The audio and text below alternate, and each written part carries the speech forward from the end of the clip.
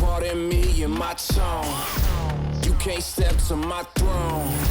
They ain't working like me. I did this on my own. You asking where we been, huh? Many people think that slow, steady-state cardio activities are the only way to keep the cardiovascular system in shape, when other, more dynamic and less boring forms of exercise, such as circuit training, can be as effective and even better. Now, circuits are great since if you structure them properly, you can train the whole body, including the heart, as we already said. You can build muscle while burning fat, and all this in a workout that doesn't have to last more than half an hour. But are circuits the best way to build muscle and get stronger? And can you really have it all in one workout?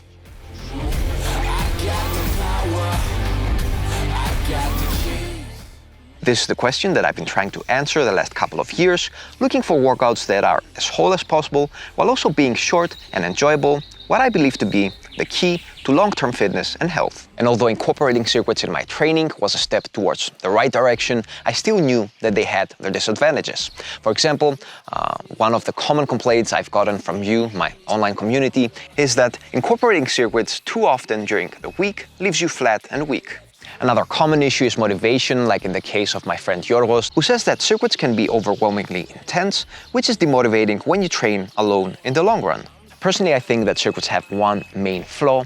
They're not the most efficient way of training when you want to prioritize strength. Combining dynamic exercises and strength exercises with short, fixed resting periods in between might be great for increasing energy expenditure, but it will limit you when it comes to repetitions. In practical terms, when you're all out of breath after skipping rope for 30 seconds or doing vertical jumps, getting your best pull-ups or best dips in after only 10 or 15 seconds of rest is very difficult, if not impossible. Therefore, the number of reps you get across sets during circuits will always be inferior compared to the number of reps you get across sets during a more traditional, linear form of strength training, something that is an important factor when it comes to getting stronger and building more muscle. Sure, you can use a special app and set different timers per station, but to be honest, that's too much of a hassle for someone simple like me. So on the plus side, circuits burn more fat and they allow you to get a big amount of training volume and exercise variation in a short amount of time, something you won't get from linear training. But on the minus side, you sacrifice some reps across sets and therefore maybe also some strength and muscle growth in the long run.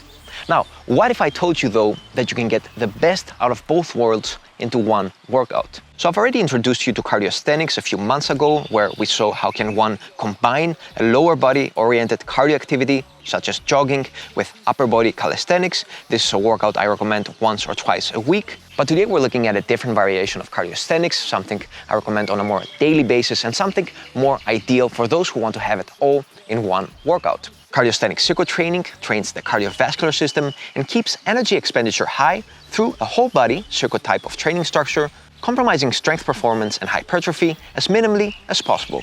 What makes this possible is using different resting periods by separating exercises into two main categories. Low oxygen cost exercises get your heart rate up without leaving you too much out of breath for more than 15 to 20 seconds. These are all your main multi-joint strength training calisthenic exercises such as pull-ups, dips, push-ups, wall sits, and more. High oxygen cost exercises elevate your heart rate at higher levels, requiring more than 15 seconds to catch your breath in order to focus on the next exercise. Typical examples are explosive exercises such as plyometrics and dynamic cardiovascular-oriented exercises such as jumping rope. Of course, these numbers are not set in stone and you can stress them a little bit more. For example, if you're completely out of shape, all you need is a heart rate monitor and some experimentation. To summarize everything, when you switch from a low oxygen cost exercise to a high oxygen cost exercise, for example, let's say from dips to jumping rope, you take a short amount of resting period that is between 15 and 20 seconds. And when you switch from a high oxygen cost exercise to a low oxygen cost exercise, let's say, for example, from vertical jumps to pull-ups, you take a bigger amount of rest, somewhere between 30 and 40 seconds. This allows you to recuperate more and to be able to perform your pull-ups or your dips, your push-ups, whatever strength exercise you have next without being completely out of breath. One more thing that I recommend when it comes to structuring your cardiosthenic circuit workouts, and this is also something that I also recommend when it comes to traditional circuit training, is to alternate between upper, lower and core exercises in order to give your body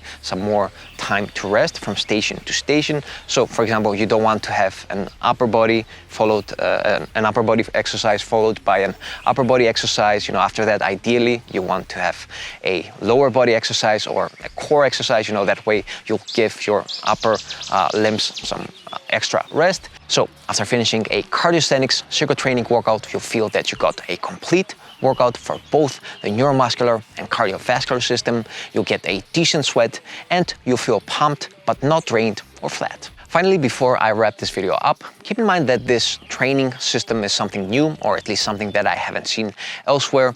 So it only makes sense that you might have a lot more questions for me. If you do, make sure that you leave them below, and I'll make a part 2 of this video where I'll answer all of your questions. I'll include some extra guidelines and maybe some workout examples. Till then, I'll include a workout from my superhero bodyweight workout 4.0 from the first week, so you can have a basic idea of how a cardiosthenic circuit training workout looks. And that's all. The sun is up. I'm about to train myself as well. Also, one more thing I almost forgot is that you can get the Superhero Bodyweight Workout 4.0 at a 30% discount if you use my special coupon Keep on Training. I'll include that below as well. And I'll next time keep on training.